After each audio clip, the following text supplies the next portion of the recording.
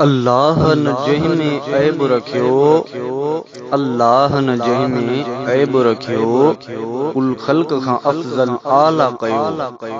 अजु नाज़ उन्हीअ जी इस्मत ते, अज़मत ते, सुन्नत ते, तरीक़त ते, शरीयत ते, जमाअत ते, के कीअं था बकनि, के कीअं था बकनि। जमाअतुल मुस्लिमीन जा दुश्मन घणा थी,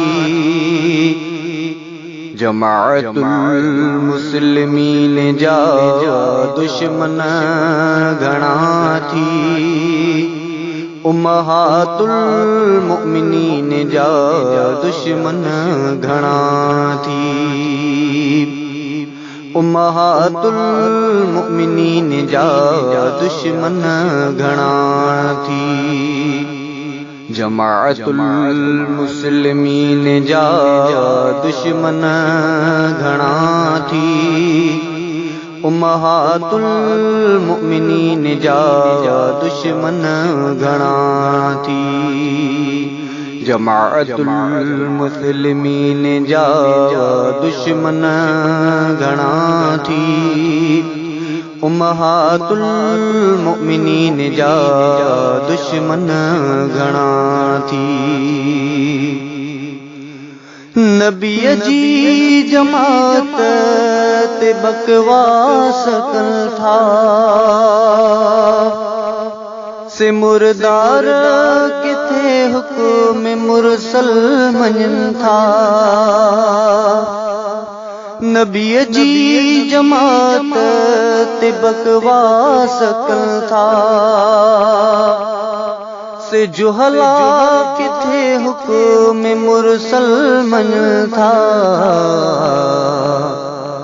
सचन सिद्दीकीन जा दुश्मन घणा थी, सचन सिद्दीकीन जा दुश्मन घणा थी, उम्महातुल मुमिनीन जा दुश्मन घणा थी, जमाअतुल मुस्लिमीन जा दुश्मन घणा थी, उम्मुल मुमिनीन जा दुश्मन घणा थी, उम्महातुल मुमिनीन जा दुश्मन घणा थी।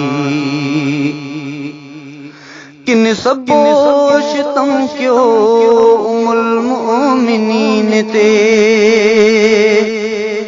किन सबोशतम क्यों यारान मुज़नबीन ते,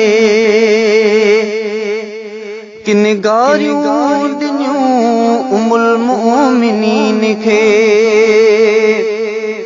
किन गारियूं दिनियूं यारान मुज़नबीन खे,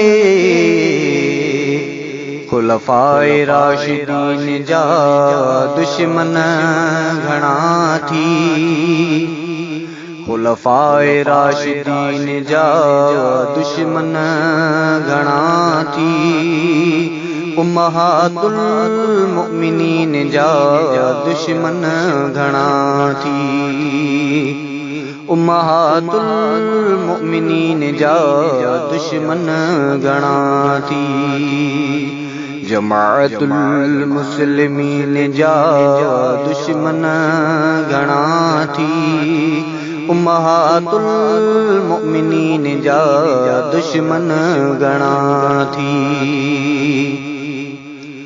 तल्ज़म जे हुक्म जी वसीयत वदिया, खुलफाए राशिदीन जी फजीलत वदिया, तल्ज़म जे हुक्म जी वसीयत वदिया, खुलफाए राशिदीन जी फजीलत वदिया, खुलफाए महदीन जा दुश्मन घणा थी, खुलफाए महदीन जा दुश्मन घणा थी, उम्महातुल मुमिनीन जा दुश्मन घणा थी। उम्महातुल मुमिनीन जा दुश्मन घणा थी। जमाअतुल मुस्लिमीन जा दुश्मन घणा थी। उम्महातुल मुमिनीन जा दुश्मन घणा थी।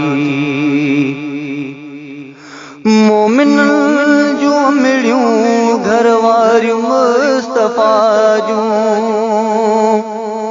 मोमिनन खे प्यारियूं घर वारियूं मुस्तफ़ा जूं।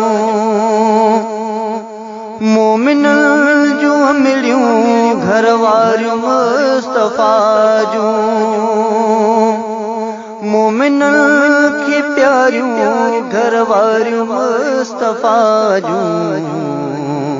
अब्दुस्सलाम मुत्तकीन जा दुश्मन घणा थी। अब्दुस्सलाम मुत्तकीन जा दुश्मन घणा थी। उम्महातुल मुमिनीन जा दुश्मन घणा थी। उम्महातुल मुमिनीन जा दुश्मन घणा थी। जमाअतुल मुस्लिमीन जा दुश्मन घणा थी। जमाअतुल मुस्लिमीन जा दुश्मन घणा थी। उम्महातुल मुमिनीन जा दुश्मन घणा थी। उम्महातुल मुमिनीन जा दुश्मन घणा थी।